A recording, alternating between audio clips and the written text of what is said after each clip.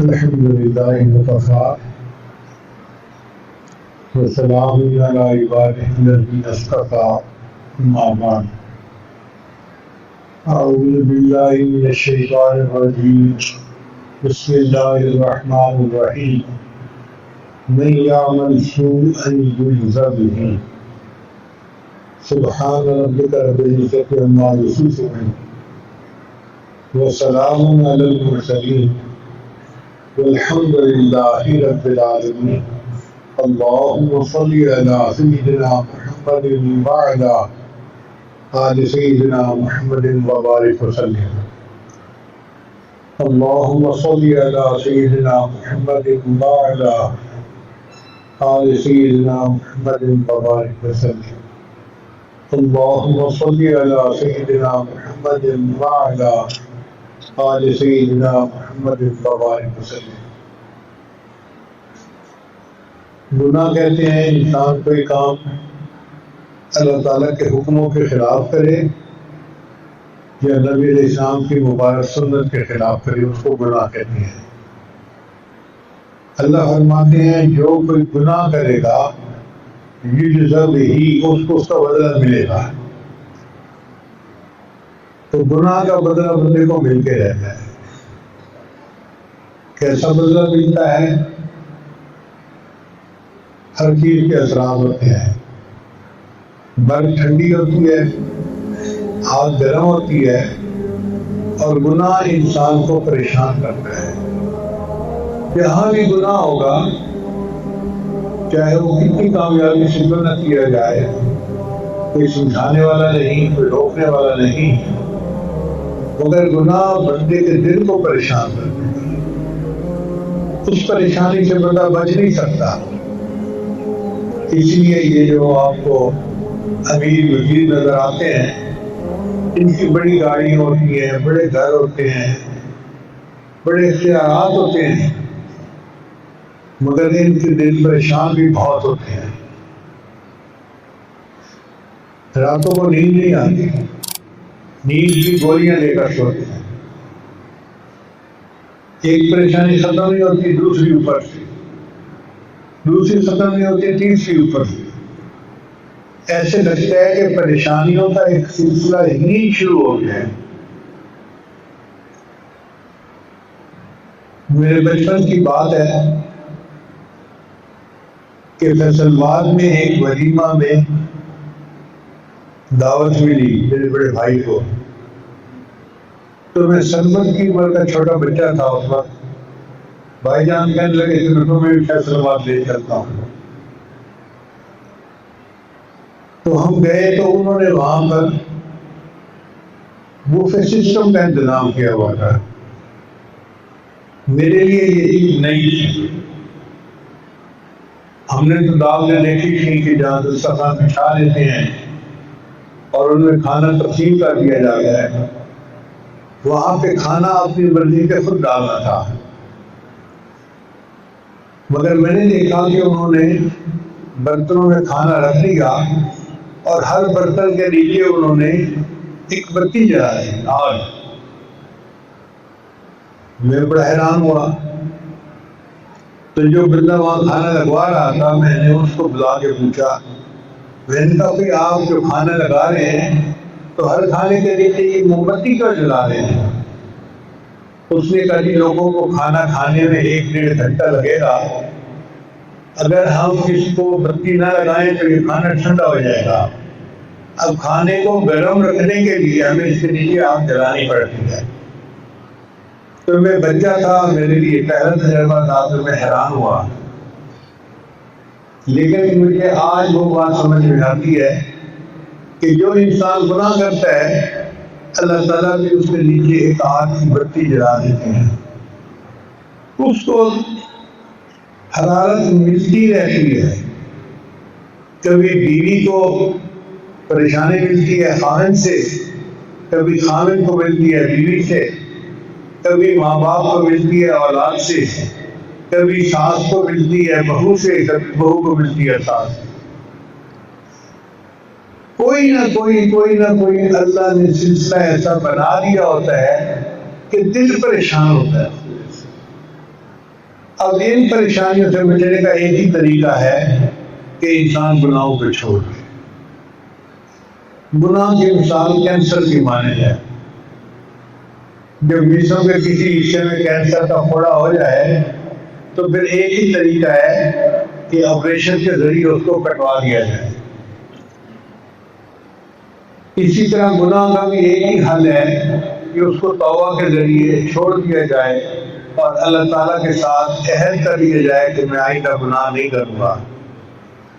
اگر ہم گناہ کو نہیں چھوڑیں گے تو پریشانیاں ہماری جان نہیں چھوڑیں گی۔ لگا رہے جتنا زور لگانا ہے، لوگ لگوٹ باندھ کے نکلتے ہیں، ہم اپنی اس پریشانی کا بھی حل نکال لیں گے، اس کا بھی حل نکال لیں گے، اس کا بھی حل نکال لیں گے، مگر پریشانیاں جان نہیں چھوڑتی۔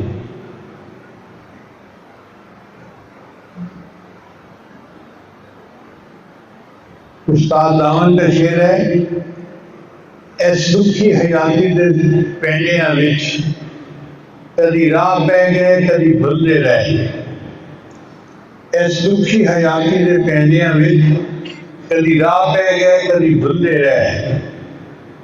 ایک دیوا امید کا بلدا رہا، لگ جکھڑ انیلیاں تے چلدے رہے۔ پت جھڑ دے جھڑے ہوئے پتیاں واں اسی تیرے جہان وچ رلدے رہے، پر دامن امید تے چھڈیا نہ اسی نال تقدیر دے گھلدے رہے۔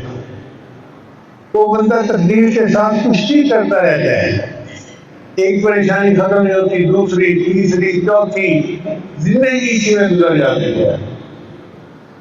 بھائی ان پریشانیوں سے کشتی کرنے کا کوئی فائدہ نہیں۔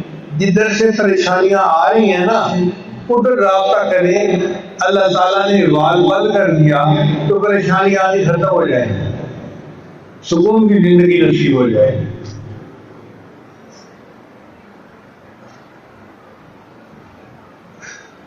بہت عرصوں پہلے ایک روایت ہے، فیصل آباد کا ایک بڑا صنعت کار ہے، بڑا نام ہے، نام بتانا مناسب نہیں، تو اس کی اہلیہ ملنے کے لیے آئی۔ مجھے بھائی نے بتایا کہ یہ کسی بڑے انڈسٹریل گروپ کی بیوی ہے بندیش کی، ملنے کے لیے آئی ہے، نام بتا رہی تھی۔ خیر پردے کے پیچھے بیٹھ کے اس نے بات کی۔ میں نے پوچھا کہ آپ کا مسئلہ کیا ہے؟ کہنے لگی مسئلہ یہ ہے کہ میرا خامد میرے ساتھ بہت اچھا ہے، گھر کی جتنی ضروریات ہیں اس کا خرچہ میرا خامد کرتا ہے، جو گھر کے نوکر ہیں نوکرانی ہیں سب کی تنخواہیں وہی دیتا ہے، جو گارڈ ہیں ڈرائیور ہیں ان کی تنخواہیں بھی وہی دیتا ہے۔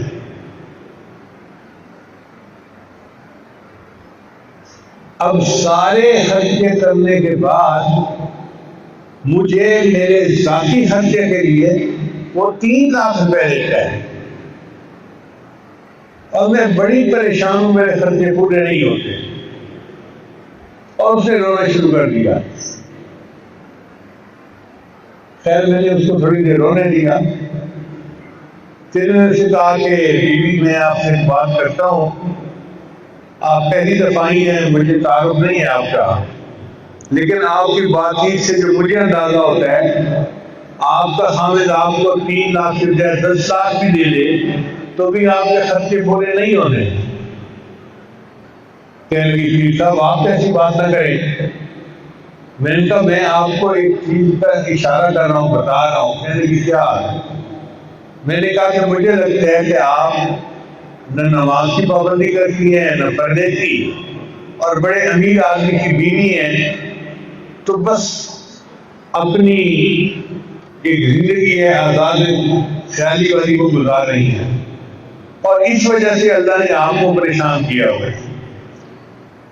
اب اس سے تو بتائے وہ کہ نیکی کی زندگی گزارنے کا ارادہ کریں، آپ کی پریشانیاں ختم ہو جائیں گی۔ کہنے لگی پھر آپ مجھے طریقہ بتا دیں۔ لو جی میں نے اسے بیٹھ کے کلمات پڑھائے، معاملات بتائے اور سمجھایا کہ آج کے بعد آپ نے پردے کا بھی خیال رکھنا ہے، نمازیں بھی پڑھنی ہے، اور آپ نے شریعت کے مطابق زندگی گزارنی ہے۔ اس سے وعدہ کر لیا، چلی گئی۔ 3 مہینے کے بعد اس نے مجھے فون پہ بات کی، حضرت میں آپ سے ایک بات کرنا چاہتی ہوں، معجزہ ہو گیا۔ میں نے کہا بھائی معجزہ تو انبیاء کا ہوتا ہے اور یا کی کرامت ہوتی ہے۔ ہاں ہاں وہی جو آپ کہہ رہے ہیں وہ ہو گئی۔ کیسے ہو گئی؟ کہنے لگی کہ بس میری زندگی میں ایسی تبدیلی آئی ہے، اب کوئی پریشانی رہی نہیں، میرا خرچہ ذاتی 50,000 میں ہو جاتا ہے اور باقی پیسے میں اللہ کے راستے میں غریبوں پہ خرچ کر دیتی ہوں۔ کہاں 3 لاکھ میں خرچے نہیں پورے ہوتے تھے اور کہاں 50,000 میں خرچے پورے ہو جاتے ہیں اور باقی پیسے میں غریبوں پہ خرچ کر دیتی ہوں۔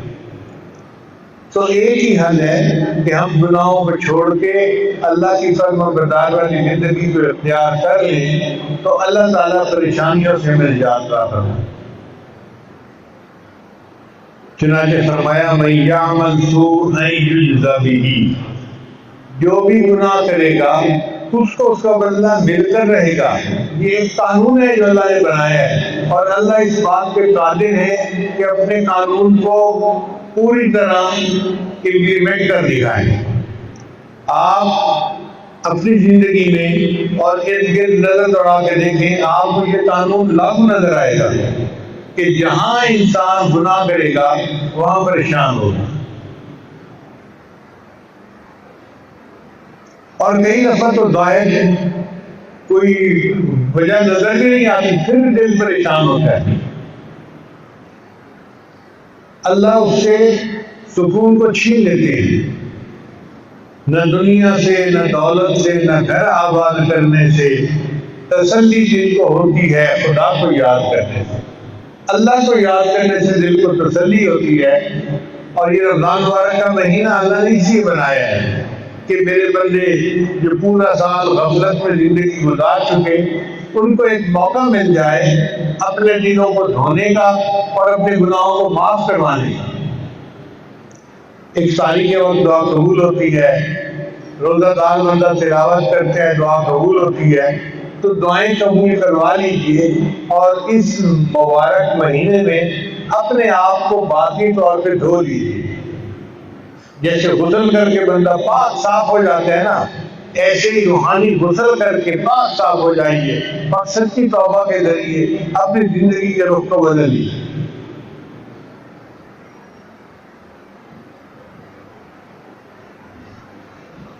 نبی اسلام نے شاید فرمایا اولھا رحمت اوسطھا مغفرۃ وآخرھا عتق من النار۔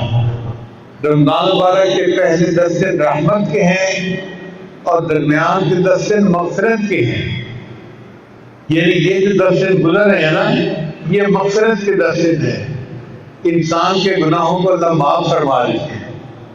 جب یہ ٹائم ہے ہی مغفرت کا تو کیوں نہ ہم اللہ سے لو لگائیں اور اپنے گناہوں کی مغفرت مانگیں، اپنے گناہوں کو معاف کروائیں۔ تھوڑی سی اللہ کے سامنے آہوازاری کریں گے تو اللہ تعالیٰ گناہوں کو معاف فرما دیں گے اور ہماری بخشش ہو جائے گی۔ رمضان مبارک آدھا تو گزر گیا اور باقی آگے کے گزرنے کا پتہ نہیں چلنا۔ یہ رمضان مبارک میں مچھلی کی طرح ہوتا ہے، مچھلی ہاتھ میں آتی ہے کئی دفعہ تو پھسل جاتی ہے ہاتھ سے، نکلنے کا پتہ نہیں چلتا۔ بالکل اسی طرح رمضان مبارک ہے۔ ایک وقت تھا کہ ہم سوچتے تھے رمضان آئے گا ہم یہ کریں گے وہ کریں گے، ایسے وقت گزاریں گے ایسے وقت گزاریں گے، پھر رمضان آ بھی گیا اور آدھا گزر بھی گیا اور بقیہ آدھے کا پتہ بھی نہیں چلتا۔ تو اس لیے جو وقت باقی ہے اس کو غنیمت سمجھ کے اللہ کی طرف رجوع کو اور بڑھا دیجیے، اور اس وقت کو زندگی کا گولڈن وقت سمجھتے ہوئے، قیمتی وقت سمجھتے ہوئے اللہ تعالیٰ سے اپنے گناہوں کی معافی مانگ لیجیے۔ خوب اللہ سے رجوع کرنے کی ضرورت ہے۔ تاکہ اللہ تعالیٰ ہمارے گناہوں کو معاف فرما دے اور ہمیں اللہ تعالیٰ پریشانیوں سے نجات عطا فرما دے۔ دنیا کی پریشانیاں تو چھوٹی ہوتی ہیں، آخرت کی پریشانیاں بڑی ہیں اور زیادہ بری ہیں۔ تو پہلے اللہ دنیا کی پریشانیاں کو ختم کر دیں گے، بالآخر آخرت کی پریشانیاں بھی ختم ہو جائیں گی۔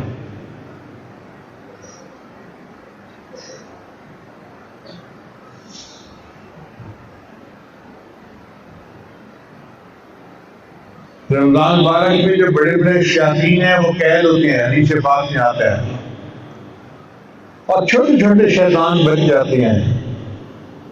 اب رمضان مبارک میں جو گناہ کرتے ہیں نا، تو اس گناہ کی وجہ وہ چھوٹے چھوٹے چھتوڑے ہوتے ہیں، یا پھر انسان کا نفس ان شیاطین کی وجہ سے بری خصلت اپنا لیتا ہے، اور نفس کی خرابی کی وجہ سے انسان پھر گناہ کر بیٹھتا ہے۔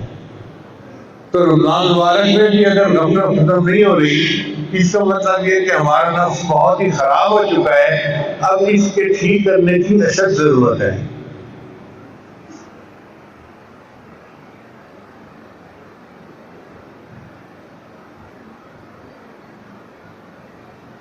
بابا بلے شاہ کا ایک شعر ہے،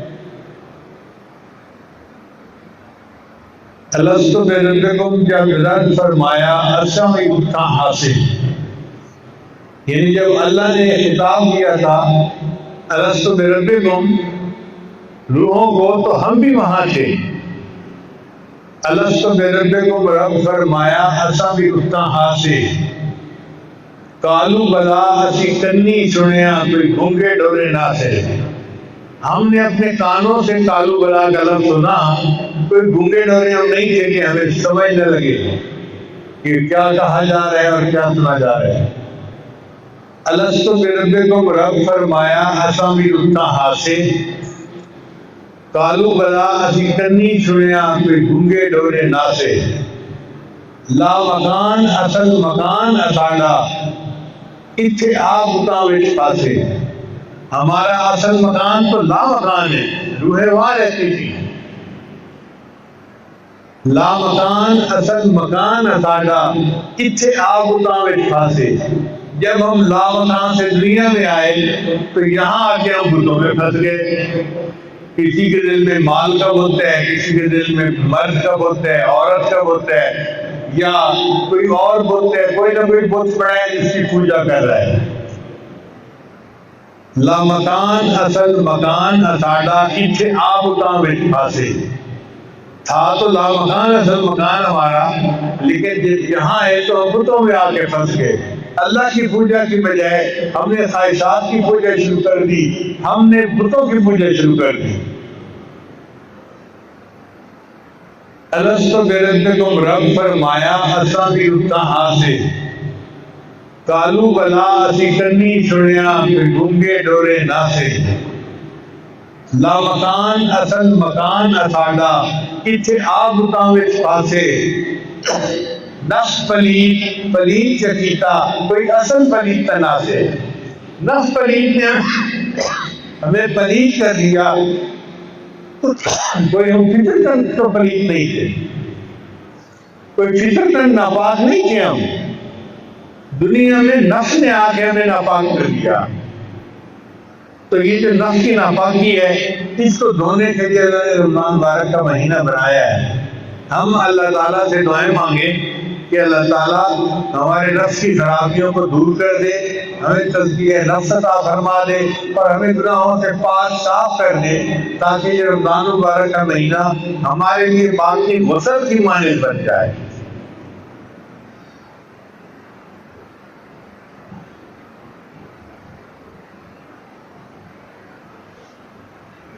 دعا سے پہلے ہم توبہ کے کلمات پڑھ لیتے ہیں، کیونکہ بہت سارے لوگ توبہ کی نیت سے ہی دور قریب سے آئے ہیں۔ جو کلمات کی حاجت پڑھے گا پیچھے پیچھے پڑھتے جائیے۔ پڑھیے بسم اللہ الرحمن الرحیم، لا الہ الا اللہ محمد الرسول اللہ، آمنت باللہ وملائکتہ وکتبہ ورسله واليوم الآخر والقدر خيره وشره من الله تعالى والبعث بعد الموت آمنت بالله كما هو بأسمائه وصفاته وقبلت جميع أحكامه إقرار باللسان وتصديق بالقلب أشهد أن لا إله إلا الله وأشهد أن محمدا عبده ورسوله أستغفر الله ربي من كل ذنب وأتوب إليه برحمتك یا ارحم الراحمین۔ ان کلمات کو پڑھنے سے ہم تو بتائے ہو چکے ہیں، چند معمولات ہیں جن کو باقاعدگی سے کریں گے تو اللہ تعالیٰ دل کو منور فرمائیں گے۔ پہلا عمل ہے 100 مرتبہ استغفار صبح شام پڑھنا، استغفر اللہ ربی من کل ذنب واتوب الیہ۔ دوسرا ہے 100 مرتبہ درود شریف صبح شام پڑھنا، اللہم صلی علی سیدنا محمد وعلی آل سیدنا محمد وبارک وسلم۔ تیسرا عمل ہے قرآن مجید کی تلاوت روزانہ کرنا۔ چوتھا ہے چلتے پھرتے ہر وقت دل میں اللہ کو یاد کرنا۔ اور پانچواں عمل ہے مراقبہ صبح شام کرنا، آدھا گھنٹہ 20 منٹ کے لیے۔ مراقبے کا طریقہ بہت آسان ہے، اللہ سے لو لگا کے آنکھیں بند کر کے بیٹھ جائیں اور یہ محسوس کریں کہ اللہ کی رحمت آ رہی ہے، دل میں سما رہی ہے، دل کی ظلمت اور سیاہی دور ہو رہی ہے اور میرا دل اللہ اللہ اللہ اللہ بول رہا ہے، میں سن رہا ہوں۔ زبان سے اللہ اللہ پڑھنا نہیں ہے، دل پڑھ رہا ہے اور ہم تو سن رہے ہیں۔ اس نیت سے بیٹھیں گے تو اللہ تعالیٰ کچھ دنوں کے بعد دل کو اللہ اللہ بولنے کی توفیق بھی دے دیں گے اور آپ اپنے دل سے اللہ اللہ کی آواز خود سنیں گے۔ وہ جن کا عشق صادق ہے حکم فریاد کرتے ہیں، لبوں پہ مہر خاموشی دلوں میں یاد کرتے ہیں۔ ہم بھی اپنے اللہ کو اپنے دلوں میں یاد کیا کریں۔ دعا ہے کہ اللہ تعالیٰ ہم سب کو اپنے مقبول بندوں اور بندیوں میں شامل فرمائے اور رمضان مبارک کے جو باقی اوقات ہیں ان کو نیکی تقویٰ طہارت کے ساتھ عبادت کے ساتھ گزارنے کی توفیق عطا فرمائے۔ بہت سارے لوگ بیمار ہیں کورونا کی وجہ سے، انہوں نے دعاؤں کے لیے پیغام لیے، خط لکھے، ان کے لیے بھی دعا کرتے ہیں کہ اللہ تعالیٰ ان کی بیماری کو صحت میں تبدیل فرمائے۔ اور بعض لوگوں کے کچھ قریبی عزیز فوت ہو گئے ہیں کورونا بیماری کی وجہ سے یا دوسری بیماریوں کی وجہ سے، اللہ ان کی سب کی مغفرت فرمائے اور ان کو اپنے قرب کے اعلیٰ ترین درجات عطا فرمائے۔ وآخر دعوانا ان الحمد للہ رب العالمین۔